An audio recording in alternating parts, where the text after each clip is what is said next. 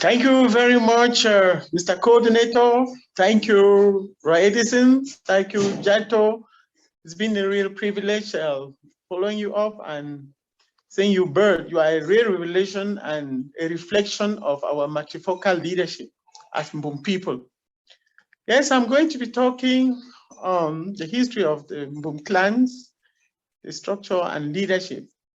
Of course, talking of a clan is important. We begin in knowing exactly what a clan is. Quite often people fear when they say a clan, people say they want to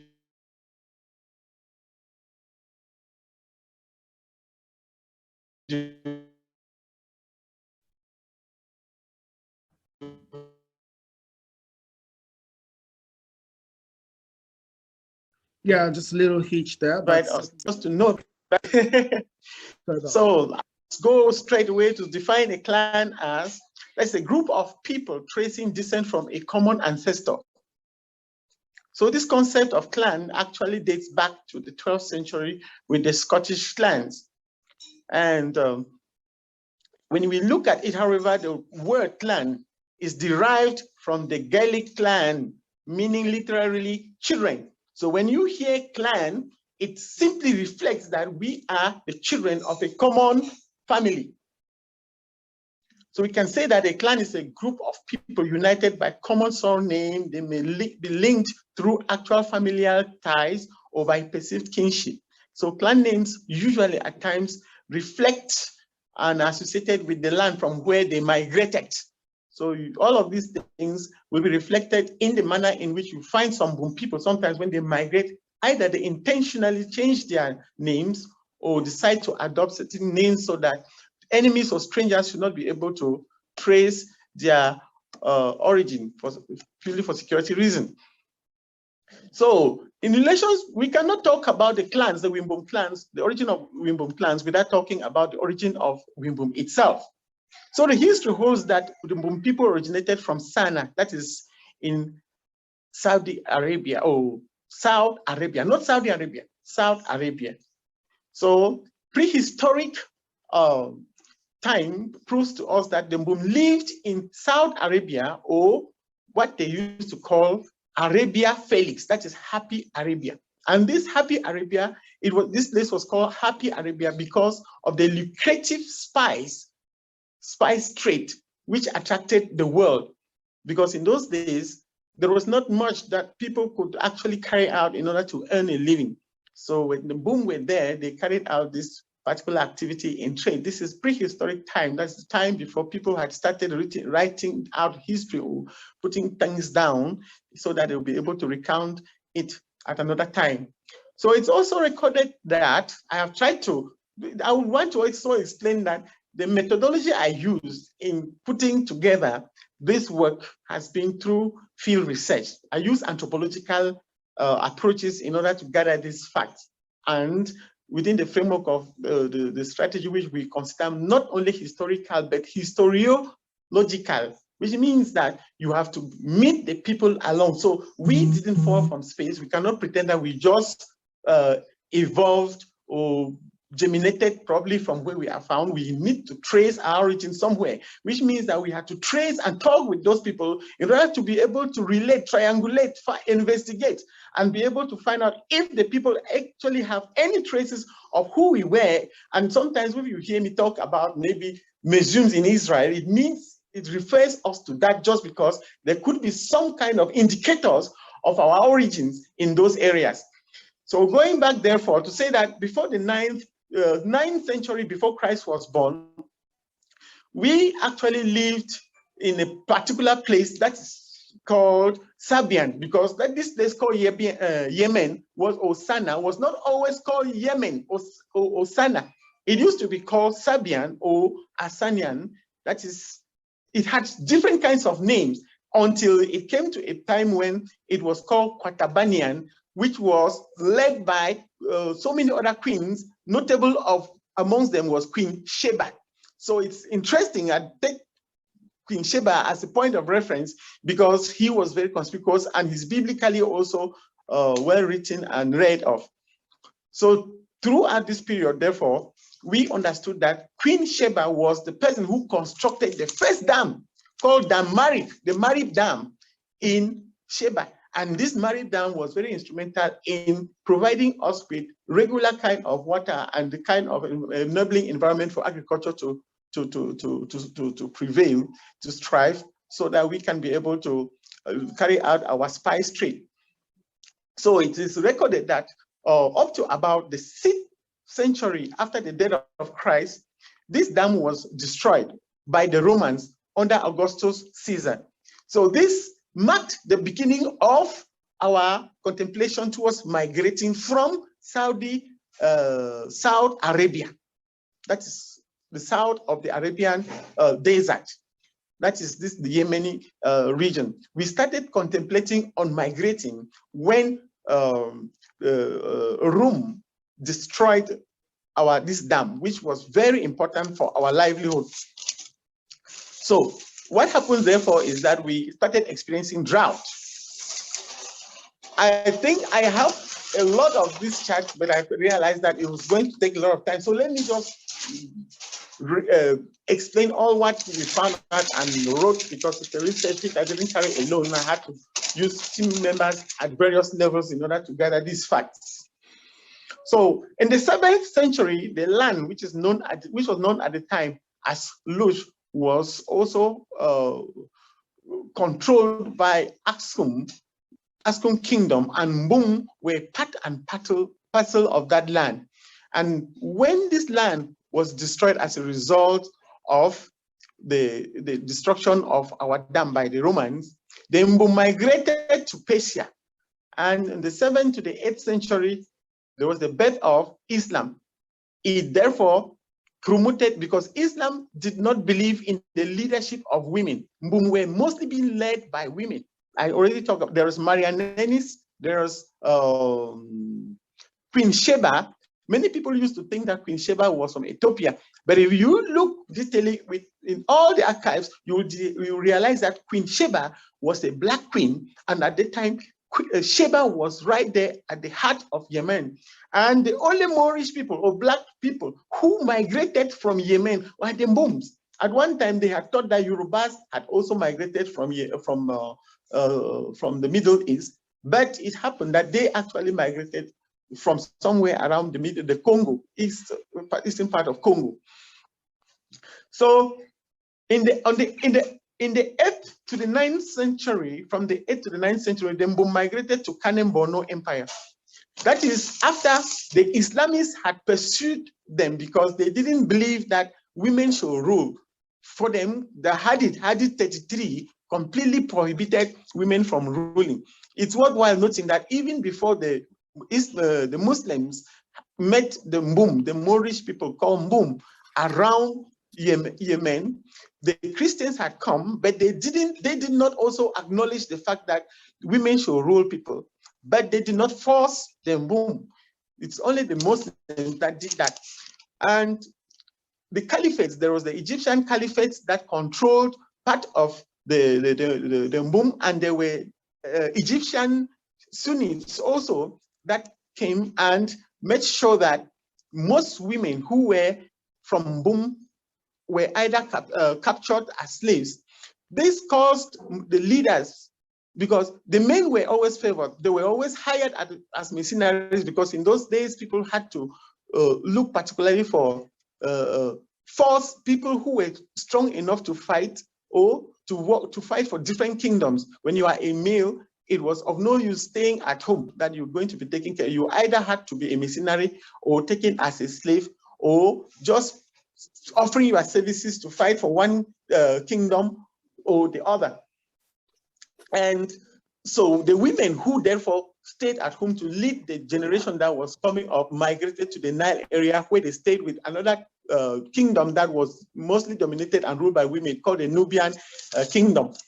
This is where they learned the iron technology as well as the technology to weave thread. This was in the 8th century.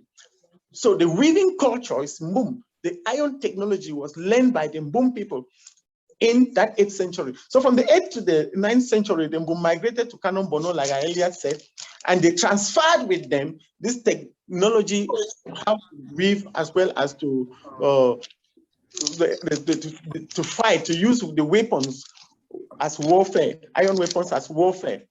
So in 933, the Zagawa people of the Kanem Borno Empire, that is in the northern Sudanese area of Africa, they got themselves Islamized and they became a thorn in the flesh of the Mbum. So the Mbum could not continue living with the Kanem Borno Empire. So in 933, the Mbum migrated to Lower Benue and settled at the site, this present day Adamawa. So Adamawa was, of course, Cameroon was not existing in those days, but we settled in the days, the area which is called today Adamawa. Are you getting me? English, if you're right. Are you getting me, please? Yeah, we're getting you. No, we're getting you 5 and 12. We are. Yeah. Yeah, we are getting you. We are Okay, getting good, you, thank Mr. you. William. We're getting you. We're getting you. We are getting you. Go on, go on. Move on. Right on. Thank you so much.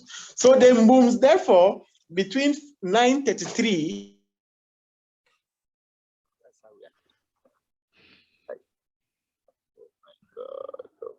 leader was forced by the Islamists to settle in a place called Nganga. Their leader at the time was called Belaku, of course, was a woman. And at Belaku, she stayed and delivered triplets around the 12th century. And these triplets were called, the first was called Wuteng, the second was Sukateng, and the third was called Songateng. And this signaled the birth of the grandmother of the Mbums, that is Wuteng. So Wuteng was therefore denied succession in the around 1270, and her own siblings who were juniors were forced to take over from her, just because she had refused and resisted to not only to conform to Islam, but she was a woman, and Islam did not permit women to, no, Islam or Christianity, none of them permitted women to rule. So this signaled the end of female leadership in Nganga.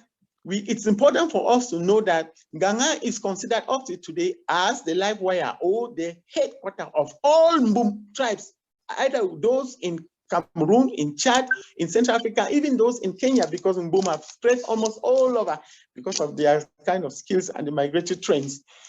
So in about 1272 AD, Wuteng therefore was forced to migrate, to run away from Nganga and found the kingdom of Kimi.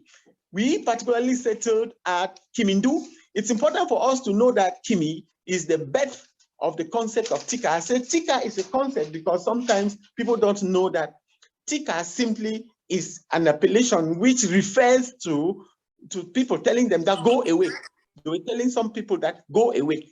So those who either ways they were running away, it's said that those who that Mbum acquired, that Wuteng allowed to stay with her at Kimi, were sent away because of cannibalism.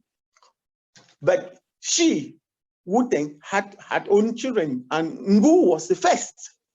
Ngu delivered Ngu and Tinki were the first children of Wuteng.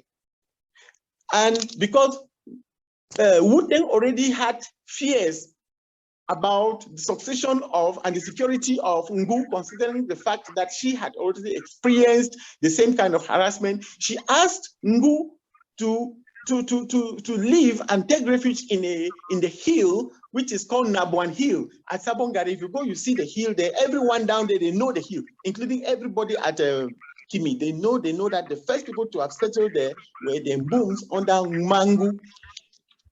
And the brother who remained there called Tinky, the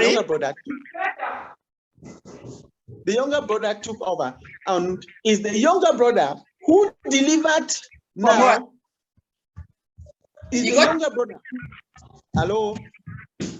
Is the younger brother who delivered Nchariyen, This Ncharien is Fuban, and Ngunso and Mbafia. The three were delivered by the younger brother of Mangu, who was called Tinki. So in 1340, Mangu finally migrated from that Nabwan Hill to settle at the place called Ngu. Ngu is she was the first to settle in Ngu, which was inhabited at the time by a group of people. They call them Obui people. The Obui people are the original settlers of the Ngu plain. And the second people who came after them are the Ntem people. And the Ntem people actually came and passed by and greeted the Mangu before going to stay in a certain cave not far away from where they call Nguri. In 1350, there was the birth of Mangwang. Mangwang was the only daughter that Mangu had in Ngu. And in about 1475, Mangu died at Ngu. But before dying, Mangu had received a group of people who today are based in Ngu village. And these people are called the Kundong people. So the people who are staying in Ngu village today are not Ngu people. The Ngu people know that the real Ngu people are Mbum people. So the people are called the Kundong people. And up to today, they pay all homage to the Mbum people. So after the death of Ngu at Ngu, Mangwang, of course, now took over. Mangwang had 3 children. These are the 3 princes that form the basis of the 3 Mbum clans we do have today. Take note that even before these 3 Mbum clans, the other family at Ngangha, that stayed at Ngangha, also developed some other kind of clans. You have the Mbere, you have some the Tupuri, you have so many of them there. They also consider themselves as Mbum clans under Ngangha, and they say they are someone, that is the Mbum from source, the original Mbum. Then we are the second generation, which reflects some originality in us to have also come up with this concept of clan. We might not have been the ones who named ourselves into these clans, but Mangwang, who delivered the 3 children, and who were the 3 children? The first was Tarlikong, the second was Bomsa, the third was Ndu. And in about 1550, there was a triangular slave trade, and this caused a certain renewed migratory trend, because even as the Mbum were settled at Ngu, it was always a secret, so that strangers, because insecurity was prevalent, and it was important for strangers not to know that we were there.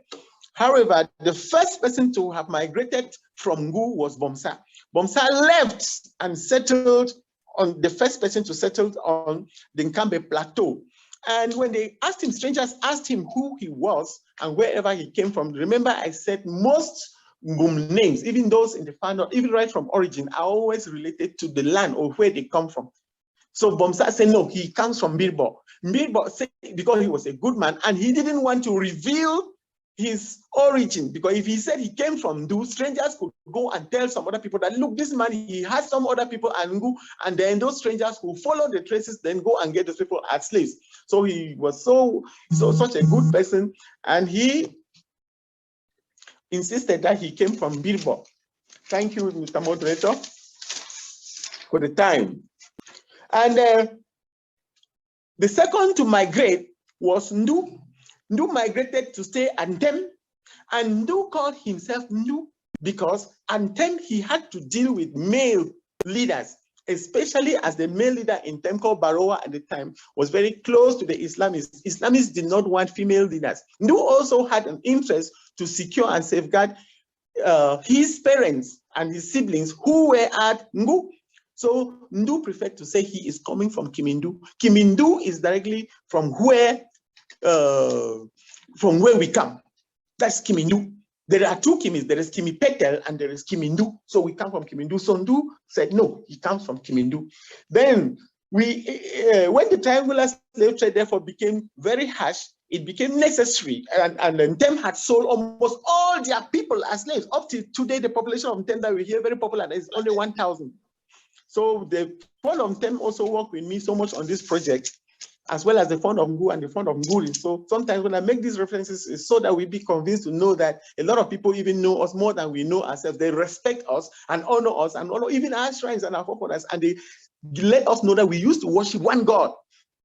And we refuse to worship gods that were imposed on us, whether Christianity or Islam, but in as much as love, the God of love, who was one, even though we didn't know his name, we worship him. So when those slaves were finished and tamed, therefore, the triangular slave dealers discovered us and Ngu, and upon that, it forced Mangwangna to leave her hideout at Ngu and then to follow his son, Ndu. Upon reaching them, he heard that Ndu had moved to where they call Mbajeng. At the time, that place was not called Mbajeng. So she followed. She was, of course, accompanied by Ndu's own brother, sibling, and elder brother, Kalikon. So, who were all young people. And she followed with the rest of the Mbum people. It was nothing at the time, it was not Tang or any of these various clans, just people, one people. You see, they followed Ndu, therefore, to Mbajeng. Upon reaching Mbajeng, Ndu received them. And unfortunately, whatever thing that happened there, no one can really tell. Ndu tend to communicate the former friends with whom he was dealing with, I mean, in relation to slave trade and them, that he had cargo. That is how the Baramia now left Banyo to come and attack the rest of the Mbum people who had come to meet with their brothers at Mbajeng. It is the fighting that ensued that gave the place Mbajeng, because the Mbum people who had been well formulated, I mean, drilled in the arts of using the iron technology, were using bow and arrows. They call it Njeng. So they were using bow and arrows to fight down there. So after that, they gave the name of that place Mbajeng, and it's reported that those who tried to escape, many of them died in the river called Kofata. And it is in the course of it that the tiger rat indicated to their mother, Mangwang, that she could fell down a tree, and she could fell a tree, and the rest of the people will cross over to the other side of the river. And that's exactly their route of escape. As soon as they escaped, some people were so tired, they remained down there and Bajeng. And Mangwang, therefore, that's where she was dying. And dying, but she asked Alikong to go and meet his brother, Bomsa. So she died there. Her shrine is there, and Bajeng, and it's the shrine of unity. This Abiyungir shrine is the shrine of unity that many people fear. When they want to, Mbum would have been one, everyone would have been going to Bajeng, because the shrine that gave birth Mangwang. And is the shrine also that gave the totem of leadership and authority in some of the traditional leadership, like that of Tala. You see the Ngwangvu, it is from Bajeng. That shrine is from there. So the bar there, that is the totem. It's very powerful. You cannot fight. It's not about witchcraft, because it was invoked by benevolent demons, which are spirits. Of course, not every spirit is diabolic. When you talk about in demonology, spirits that are evil, they call them diabolos, you see. So the demons are simply extraordinary beings with extraordinary powers. So in Bajeng, therefore, we have that shrine. We have the second shrine in Bajeng, which is the shrine of what they call Tuwitang. Tuwitang simply means the heads of those who had the idea. Now, who called them Witang is Ndu. Ndu called them Witang, saying that, so these people, because he never imagined they were going to escape, that these people had a lot of ideas. So upon that, Ndu left and then went to Konche, where he died. When he died, his successor took over and went down to the place they call Bandung. Bandung is actually further towards Berabe. So he stayed there for a long time. But it's important for us to know that Ndu actually stayed in Berabe, not because he wanted to, but because he simply wanted to do business. And Bandung simply means Vumba, or people who love money more than people.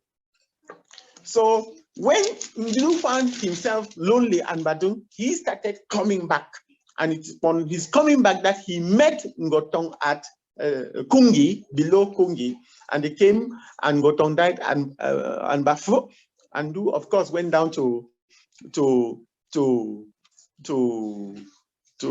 Jit. And as for Kalikong met Bomsa at Mirbo. Bomsa received him and called him Tarla. That is it. And then settled him at a place called Mbibu in Tangbiken. So Tangbo was founded by Talikong.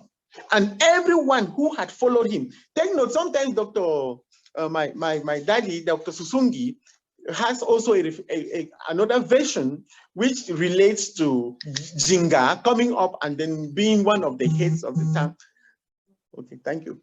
Thank you very much, my coordinator.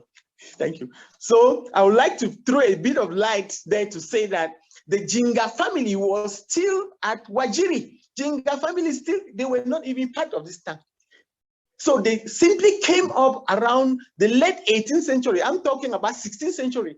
At the time, the Mbum people who settled there was around the 16th century. So it's important for us to know this.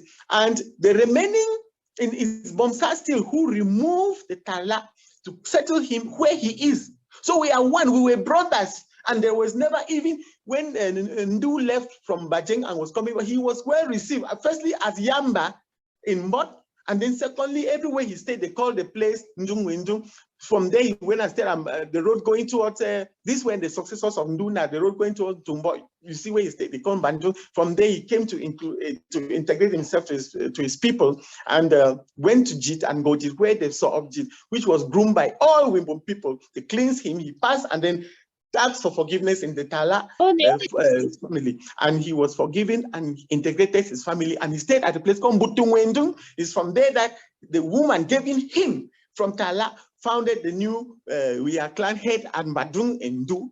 And he, even when the Islamists tried to come and take him up in order to force him to controlling him again, that lady ruled for some time. And in 1938, you have the first fund of Nformi William who was put in place.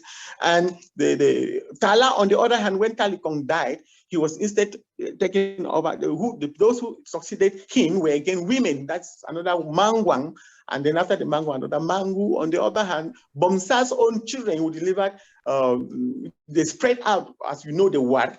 The first of them being Tumbo, the second being Chup, the third being Sop, then the fourth who got married to the Mbum family, and then eventually delivered the Fondom, and those who now rule Mbum, and then who Jinga also, when he came in, of course, it's important to say that he helped the rest of the Mbum people who were still fighting the Mbum and Nkor people in Tangbo division to defeat those people with the two-headed animal. So it's important, that's why sometimes the Jinga family want to always boast. And it is the Jinga family that was recognized to say that, look, you people should now put your legs on the Ngupfu, that because they killed the tiger in Tabiken.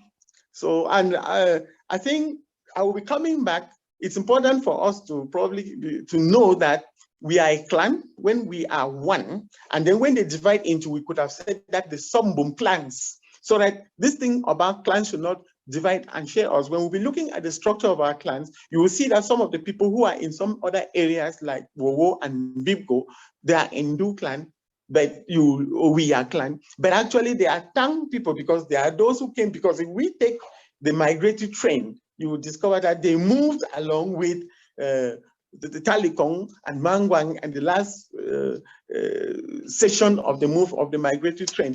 So I want to thank you so much. I'm waiting to come up again. I'll be open for questions. Thank you so much for this great, this first and great presentation. Thank you. Please, can we give him a hand of applause and just to appreciate his thing right here?